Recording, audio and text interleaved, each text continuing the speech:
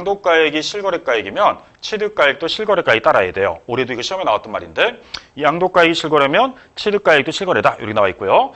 양도가액을 기준시가에 따르면 취득가액도 기준시가에 따라야 합니다. 쌍방일치되니까 똑같이 쓴다 이 뜻이에요. 또한 실거래가액에는 매매 사례가액과 감정가액이 포함이고요. 취득가액인 실거래가액에는 매매 사례가액, 감정가액, 환산취득가액을 포함 이렇게 나와 있습니다. 자, 이게 무슨 말이냐? 이런 원리죠.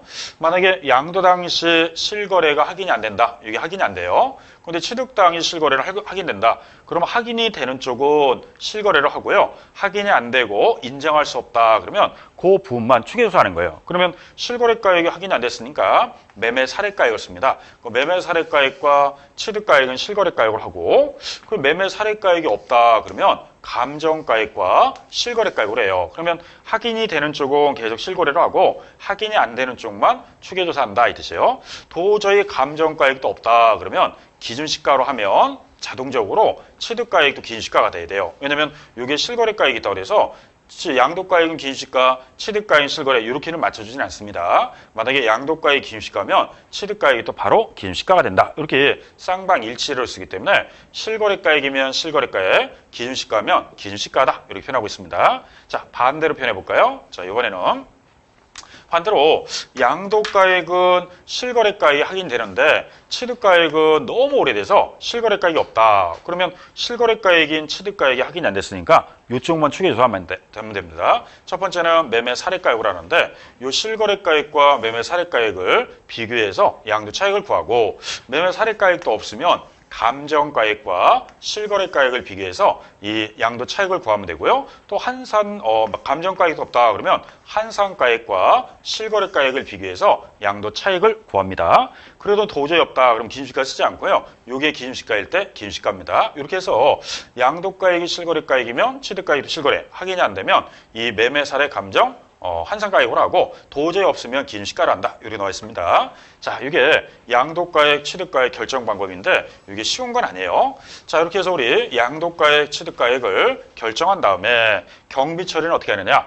취득가액을 실거래가액으로 할 때만 실질 비용으로 입증한 만큼 경비 처리가 됩니다. 그런데 추계조사 대상이 되면 정부에 정한 율이 있어요. 계략적으로 산출한 공제율 이렇게 나오는데 계산공제율이라고 합니다. 이 계산공제율을 적용해서 빼주겠다. 그러면 이제 양도가액, 취득가액이 실거래가액이면 실제 발생한 비용을 인정해서 입증한 만큼 다 빼주는데 추계조사 대상으로서 매감 한기율을 쓰면은 계산공제율만 적용하기 때문에 실비용이 발생한 것은 실제 있어도 무시하고 그냥 계략적으로 산출한 공제율 요거를 적용하는데 이 계산공제율은 앞으로 정부가 정한 율이라고 생각하면 돼요. 그러면 실제로 들어간 비용은 무시하고 정부가 딱 정한 퍼센트가 있어요. 거기다 맞춰서 계산공제율로 해주겠다. 이렇게 나와 있습니다. 자, 올해 시험에 이렇게 나왔죠.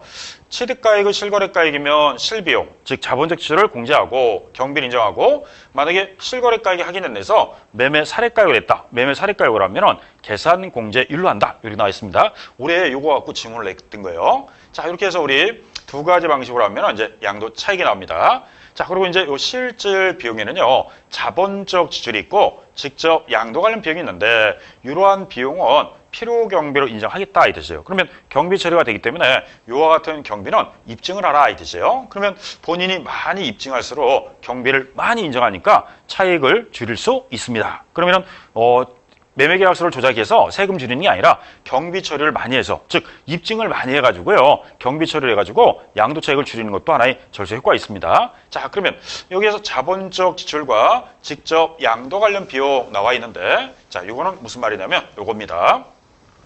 자, 우선 우리가 취득할 때 들어간 가격을 취득가액이라고 하는데 이 취득가액에는요 스스로 매입할 때는 매입가액이 있어요.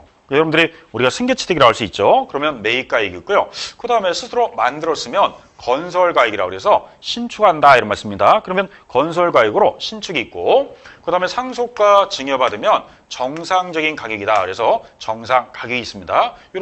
이러한 가격을 한마디로 우리는 무슨 가격이냐? 취득가액이다. 이렇게 표현합니다. 자, 여기에다가 취득할 때 들어간 비용에는요. 중개 수수료가 있고 취득세 또는 부가세 포함이라 해서 우리 취득세 붙는 부가세 대표적으로 농어촌 특별세, 그 다음에 지방교육세 이런 것이 있다면 농특세 10% 냈고 지방교육세 20% 낸 게 있다면 부가세로 다 포함돼요. 다 인정해주겠다 이 뜻이에요. 그 다음에 등록면허세, 그 다음에 소송 하해비용, 약정된 이자 이와 같은 부대비용이 있으면 다 취득비용으로 인정해서 취득가액에 통합됩니다. 다만 이와 같은 비용은 취득가액에서 제외하기 때문에 이건 인정하지 않는다. 뭐 예를 들어 재산세, 종합부동산세, 상호세, 증여세, 연체이자, 대출금이자 이와 같은 비용은 경비 처리가 되지 않기 때문에 경비로 인정하지 않는다. 그러면 요거는 여러분들이 입증하더라도요. 경비 처리가 안 된다. 이렇게 생각하면 돼요. 자, 예를 들어 우리 주택이나 건물 살 때 다 자기 돈 갖고 사요? 아니면 은행에서 대출 받아요? 은행이 대출 받죠. 그러면 대출금 이자는 경비 처리가 안 됩니다. 자, 그 다음에 이제 보유하는 동안에 자본적 지출이 있고요. 자본적 지출 반대가 수익적인데 자본 지출은 내용 연수를 연장시키거나 자산의 가치를 현실적으로 증가시키는 수선비, 그 수선비가 자본적 지출이에요. 그러면 뭔가 변화를 줘서 자산 가치가 증가했다. 그러면 여기 나오는 자본적 지출에 해당하기 때문에 경비를 인정하겠다 이 뜻이에요. 대신 수익적 지출은요. 원상회복, 능률 유지한 비용이니까 요건 경비로 인정하지 않습니다. 그래서 우리 수익적 지출이라고 해서 자본적의 반대말인데 요것도 가끔 시험에 나오기 때문에 잘 정리해 주셔야 돼요. 자, 그 다음에 직접 양도 관련 비용은요. 자산을 양도하기 위해 직접 지출한 비용으로서 여기는 중개사 수수료, 계약서 작성 비용, 세무 대리 비용, 세무사한테 대리해서 신고했다. 이런 비용들이 다 포함됩니다.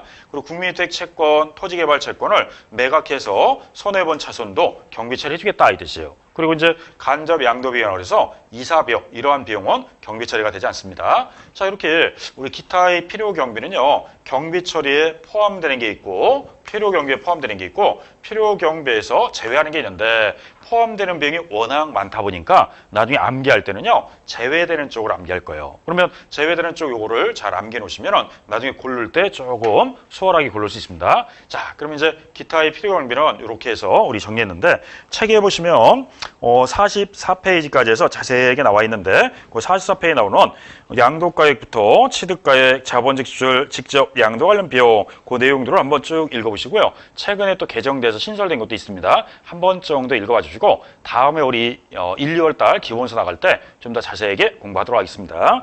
그러면 44페이지까지 마무리하고요. 다음 페이지 45페이지부터는 잠깐 쉬었다가 추계 결정을 다시 한번 결정하고 그 다음에 거기에 계산공제, 그 다음에 장기부 특별공제 이런 내용을 공부하도록 하겠습니다. 잠시 쉬었다가 진행하도록 하죠. 쉬었다 합니다.